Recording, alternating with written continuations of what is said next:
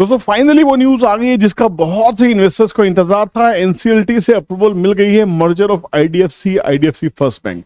IDFC limited received an approval from NCLT on 25 September 2024। कल की news है ये। Chennai for the merger of IDFC financial holding company with IDFC and their merger into IDFC first bank.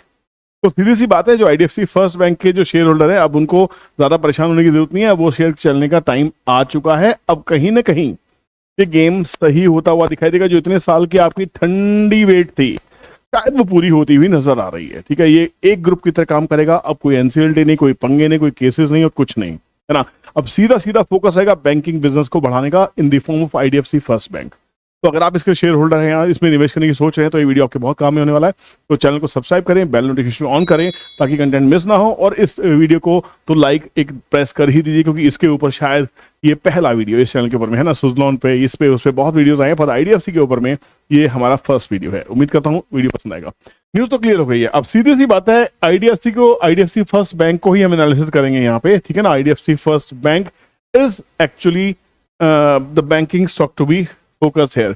55,000 crore की कंपनी है का bank है ये। ठीक है, इसका रिटर्न कैपिटल 6% के आसपास है। इंडस्ट्री का ऑलमोस्ट स्टैंडर्ड है। इंडस्ट्री P11 का है, इसका P थोड़ा सा महंगा दिखाई दे रहा है। ठीक है, free cash flow company maintain कर रही है। हालांकि बैंक है, बैंक के लिए इसके मेंटेन करना इंपॉर्टेंट नहीं क्योंकि पैसा चर्न होते रहना चाहिए। सबसे बड़ी चीज ये है ना। तो यहाँ पे अगर देखें क्या बैंक के प्रॉफिटेबल बैंक है, ये देख लेते हैं ना। क्या ये बैंक प्रॉफिटेबल है? क्या इसका सेल्स बढ़ रही है? क्या रिवेन्यू बढ़ रहा है? जी हाँ। 2020 से अगर हम सोचें कि जब दुनिया वापस सेकंड इनिंग में आई थी तो 16,000 से 15,968 ऑलमोस्ट स्टेबल था बिजनेस, थोड़ा सा गिरा था। उसके बाद 22 में 70,000 crore, 20,000 crore, 30,000 crore and trailing 12 months में बिजनेस बढ़ के 32,000 करोड़ हो गया है। प्रॉफिट्स देखिए 483 करोड़ से लेके 2500 करोड़, 2900 करोड़, 2800 करोड़। ये भी बिजनेस बहुत अच्छा होता हुआ दिखाई दे रहा है। तो मेरे हिसाब से फंडामेंटल चेक्स की बात करें तो यहाँ मुझे कुछ खास परेशानी होती हुई नहीं दिखाई देती। अब इस स्टॉक ने एक बार रैली बनाई थी और 100 रुपीज का हाई लगाने के बाद में लगातार ये स्टॉक ठंडे बस्ते में चल रहा। पिछले कुछ दिनों से, कुछ महीनों से ये स्टॉक ने कंसोलिडेशन लिया। 72 रुपीज के आसपास में इसने अपना कंसोलिडेशन बनाया है। तो क्या यहां से रैली आ सकती है?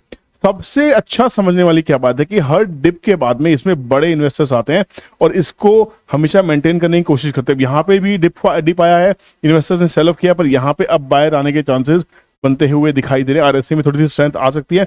इसको थोड़ा सा छोटे टाइम फ्रेम पे लेके चलते हैं। डेली चार्ट के ऊपर में शायद कोई सिग्नल हमें यहाँ पे मिले। जी हाँ, यहाँ पे एक सिग्नल मिलता हुआ दिखाई दे रहा है।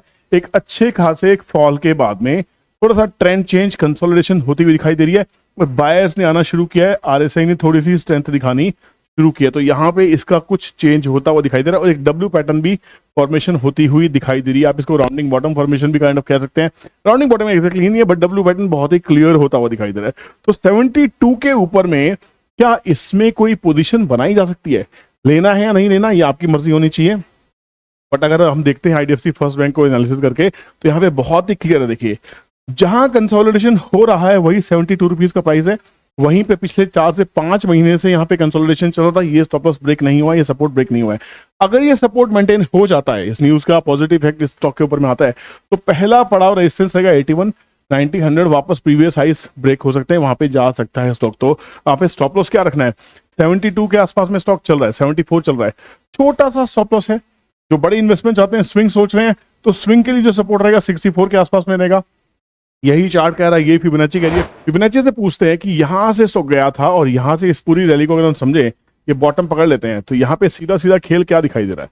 सीधा सीधा खेल आपके सामने यहाँ पे क्लियर निकल के आ रहा है कि यहाँ पे 50% 77 रुपीज है, 38% 75 रुपीज है, 23% 73। इसके ऊपर तो निकल गया स्टॉक, 76 रुपीज के ऊपर निकलेगा, 77 हर्डल रहेगा। उसके बाद में सीधा 80 रुपीज, 81 रुपीज एक छोटा सा टारगेट रहेगा जो मैंने टीडीसी के ऊपर आपको दिखाया है। उस काल में 84 से लेकर 90 तक के लिए लेवल्स इसके निकलते हुए नजर आएंगे। इस पूरी न्यूज का क्या असर होना चाहिए? आपको क्या लगता है कि आईडीएफसी बैंक का शेयर, क्या आईडीएफसी फर्स्ट बैंक का शेयर क्या अब चल सकता है? इतने दिनों की जो कंसोलिडेशन थी, जो करेक्शन थी, क्या वो पूरी हो गई है?